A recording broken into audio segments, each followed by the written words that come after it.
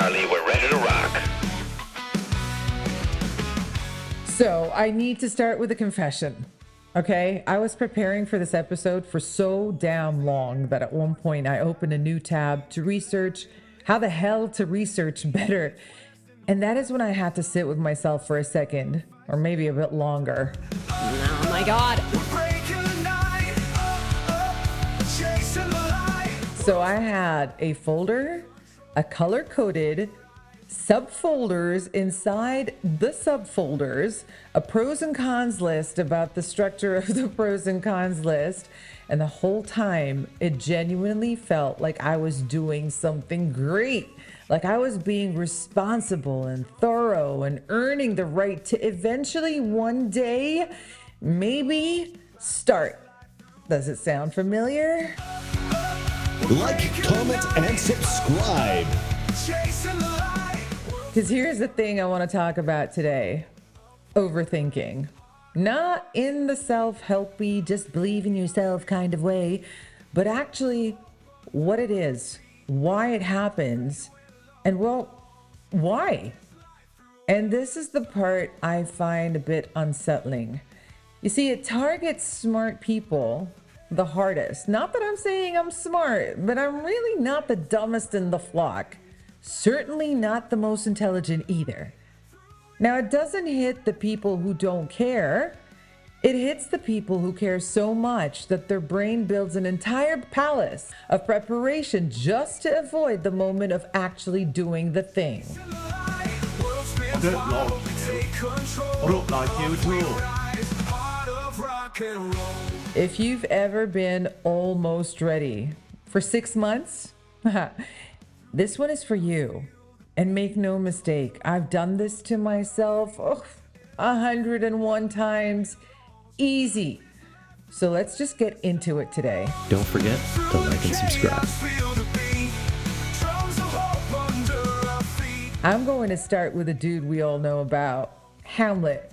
Because if we're going to talk about overthinking, we have to talk about the most famous overthinker in literary history. This is the most unusual practice. Rethink what you think you know with Charlie. His father's ghost shows up and tells him, "Your uncle poisoned me, stole the throne, and married your mother. Go get revenge." That's it. That's the brief. Crystal clear, straightforward assignment. And instead, Hamlet spends 4 hours of stage time in Shakespeare's longest play, by the way, philosophizing, questioning reality, staging elaborate theatrical productions to confirm what the ghost already told him, and most famously asking, to be or not to be? Which, when you really strip it down, is a man asking himself whether he should bother existing rather than just doing the thing everyone is waiting for him to bloody well do. While Hamlet is basking in indecision, events move on around him, as they do, and the living death he achieves by not taking action ends up being worse than the actual death he suffers anyway. He accomplishes nothing. Everyone dies, and the whole damn thing becomes a tragedy in the most literal possible sense. Shakespeare wasn't just writing a play. He was diagnosing a pattern in human behavior that would remain completely unchanged for 400 years later. The ghost gave Hamlet 100% of the information he needed. He still managed to find a way to need more. And that's the thing. Overthinking isn't really about information. No, it's about what information is being used for. Because your brain is not actually trying to solve the problem. It's trying to, as always, feel safe. It's using analysis as a way to stay still while looking busy. Neuroscience actually has a name for this mechanism. In the prefrontal cortex, your brain's executive center, a recursive evaluation loop can form, where the brain continuously reweighs evidence and simulates outcomes for a single decision without ever reaching a threshold for action. And for any complex decision, total certainty is impossible. So the loop just never resolves. What really got me, though, was a 2017 study in the Journal of Abnormal Psychology. They found that people who scored high on perfectionism showed significantly larger neural responses, not just for actual errors, but for possible errors. Their brains were essentially treating uncertainty itself as a mistake. So, every time you approach a decision and don't know exactly how it will go, which is every decision ever, your brain fires the same alarm it fires when you actually do mess up. So no wonder it's so uncomfortable to just commit to something. Your nervous system is genuinely treating the unknown like a threat. And telling a chronic overthinker to just decide is about as useful as telling someone with an overactive smoke detector to just ignore it. The alarm feels real. It is real. The house just isn't on fire. Ever feel like the world's built to keep you small, distracted, and shallow?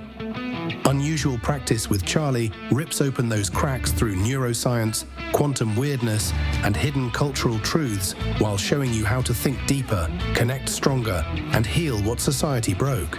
Get your uplifting dose every week, reset your perspective, and start believing in yourself again. This isn't advice. This is a wake-up call. Now, here's the cultural layer that I want to talk about. The Western world has a very specific relationship with overthinking. We've rebranded it as being thorough, due diligence. We schedule meetings about meetings. There's an entire consulting industry built on the idea that more analysis is always more responsible. But then take a look at what Japan built philosophically. There's a concept called, of course I'm butchering this, Ichigo Ichie, meaning one time, one meeting, which comes from 16th century Zen Buddhist tea ceremonies. It was formalized by tea master Senro Rikyu, and the idea is that every moment is singular and unrepeatable. It will never happen again in exactly this way. In martial arts, teachers use the same phrase to remind students that in a real confrontation, you cannot stop and try again. Each action must be singular and decisive because moments only come once. There's no loop. There's no one more thing to consider. There is the moment. And then there is the moment that has passed. はい、武士道です。 And alongside that, there's Kaizen, the philosophy of continuous small improvement, which is built on the idea that perfection doesn't exist, and nor should it. Because if you believe perfection exists, you give yourself permission to stop improving the moment you think you've reached it. The West is agonizing about getting it perfect. Japan built Toyota. The connection is not subtle. But here's the part I still think about, and this is where the research gets a little bit cruel. Overthinking doesn't just delay your work. It actually makes you worse at it, and I can vouch for that. Stanford researchers monitored students' brains with an MRI while they created complex drawings. The more conscious thought they applied to the task, the worse the result got. So after 3 hours of preparing, you are measurably less capable than if you just opened the file and started. This is not a motivational reframe. That's a controlled experiment. The preparation is eating the performance. Hello, George. Okay, so to be fair, not all deep thinking is avoidance. There's a real difference between productive reflection and the kind that just generates more fog. And I think collapsing those two is exactly how smart people justify being stuck for years. Problem solving converges. Each loop gets you closer to a direction. You go in with a question, you come out eventually with something resembling a decision, even a messy, imperfect one. Overthinking diverges. You go in with one concern and come out with 11. The problem hasn't shrunk. It's actually grown. You're not solving anything, you're just adding rooms to a maze you built yourself. The tell? Well, honestly, it's when the goalposts keep moving. Every time you get close to feeling ready, you discover there's one more thing you need to know first, one more person to ask, one more scenario to account for. That's not due diligence. That's the fear mechanism doing its job, and it's doing it very well. Unusual practice. Rethink what you think you know. Take Leonardo da Vinci. He is the most fascinating case study in all of this because he was an undisputed genius and also, by every historical account, a spectacular procrastinator. It took him 16 years to finish the Mona Lisa. He left the Adoration of the Magi and Jerome in the Wilderness unfinished. He took 13 years to complete the Virgin of the Rocks. He only finished the Last Supper after his patron, Ludovico Sforza, literally threatened to stop paying him. And when that patron complained about the pace, Da Vinci's response was magnificent. He said, "Men of lofty genius sometimes accomplish the most when they work the least, for their minds are occupied with their ideas and the perfection of their conceptions, to which they afterwards give form." Which is profound, and also, if we're being honest, a masterclass in reframing delay as depth. He completed only about 20 paintings in his lifetime, many of them unfinished, and in his later years, he questions himself, saying, "Tell me if anything was ever done. Tell me if anything was done." On his deathbed, he said he had, "I offended God and humanity in not having worked at my art as I should have." Leonardo da Vinci, possibly the greatest mind in human history, on his deathbed, mourning the unfinished work. So the idea that thinking long enough will somehow protect you from regret, Da Vinci is the counter argument to that in severe, heartbreaking detail. So let's talk about what this actually costs, because I think we're too easy on ourselves about it today. Let's talk about the obvious stuff: time, missed opportunities, the low-grade anxiety of a thing that's always almost ready. Sure, but the sneakier damage is what researchers call the illusion of progress.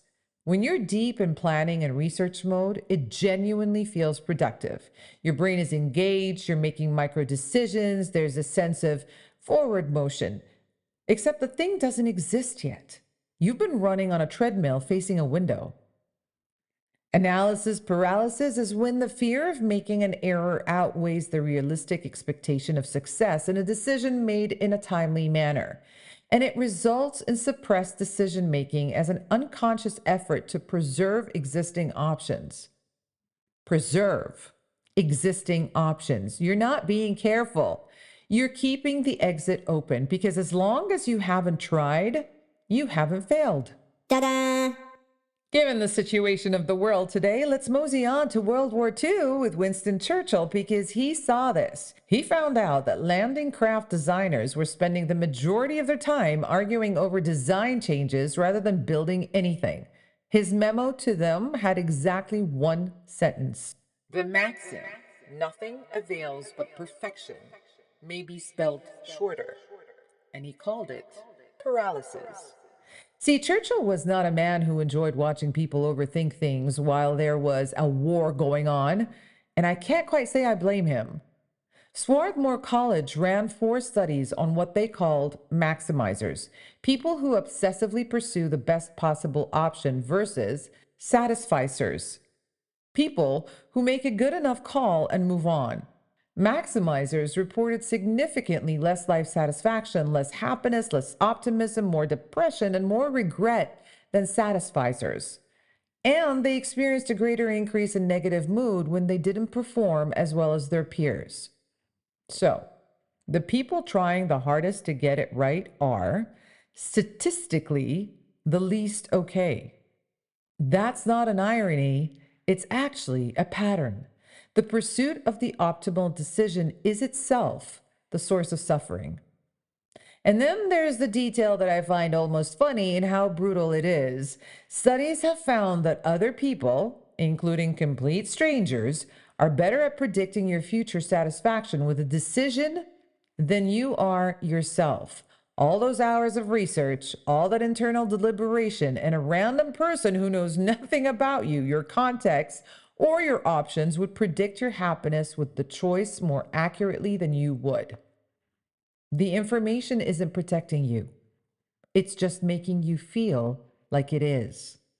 In the corporate world, this plays out at a scale where the consequences are actually visible. Kodak, Blockbuster, BlackBerry, remember Nokia? Companies full of smart, thorough, cautious people who analyzed until their competitors made the decision for them by taking the market. These weren't failures of intelligence. They were failures of action. The strategy was being debated while someone else was already executing. This guy was good. All right, Charlie, so just tell us what helps, and I want to be real here with you. The advice, just start, is not an advice.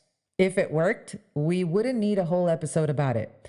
The reason it fails is that it ignores the actual mechanism. Because, you see, you're not stuck because you're lazy or undisciplined. You're stuck because your brain has decided that moving forward is dangerous. You cannot outmuscle a threat response with enthusiasm. So, here's what you can do instead. The first thing is to shrink the decision until it's smaller than the alarm system. Don't decide to launch the business. Decide to write one sentence about the idea. Don't decide to start the book. Decide to open a document and type something bad. Your brain cannot catastrophize. Type something bad. There's no worst case scenario for a rough draft that doesn't exist yet. The Japanese concept of Kaizen, small, continuous improvement rather than dramatic transformation, is built entirely on this. You don't fix the gap in one leap. You step, and then you step again. The second thing is to put a hard stop on the thinking phase. Jeff Bezos has said most decisions should probably be made with around 70% of the information you wish you had. And the waiting for 90% usually means you've already waited too damn long. So, give yourself a time limit on research. When it expires, it expires. Thinking is no longer the task. And the third thing, separate the reversible decisions from the irreversible ones and treat them differently. Okay, what do I mean? Most of what you're agonizing over tends to be reversible. You can rename it, you can rewrite it, you can change direction, you can try again. The catastrophic permanent outcome your brain keeps stress testing is usually not the real scenario. Treat reversible decisions like the low stakes calls they actually are. You're not signing something in blood, you're just going first. Like, comment, and subscribe. Here's where I actually want to leave you, though, and I really mean this. A brilliant mind is a gift with a design flaw. It was built to solve problems, but when there's no clear problem, when the thing in front of you is just the ambiguous, uncontrollable mess of trying something new, your brain will manufacture problems to solve. This is the most unusual practice. Rethink what you think you know with Charlie. And the manufactured ones feel just as urgent and important as the real ones. More, sometimes, because they're perfectly calibrated to your specific fears. The loop doesn't stop because you gathered enough information. It stops when you decide the cost of not doing it is now higher than the cost of doing it imperfectly. That's the actual threshold. Every person who built something they're proud of crossed that threshold while still scared, still uncertain, still without every answer. The fully formed perfect version that lives in your head, the one no one can criticize because it doesn't exist yet, that version, well, that version helps nobody. Not even you. Done exists. Perfect does not. And the only way to find out if your thing works is actually to let it be a thing that exists in the world. And that's a wrap on today's episode. And if you listen to this whole thing and your first instinct was, I should think about what she said before I do anything with it, I see you. I really, truly do. We are the same person. Trust me, I've done this over and over again. God, the years I've waited to start this podcast. Please share it with someone who sends you 14 voice notes thinking through a decision and then does nothing about it. And if you've been meaning to subscribe, leave a review, follow us somewhere, do not think about it anymore. Right now is the time while you're already here. The research is done. The information is sufficient. The decision is easy. We checked all 17 tabs. Until next time, stay curious, stay a little uncomfortable, and for the love of everything, just open that damn document. You got this. Mom, somebody just followed me.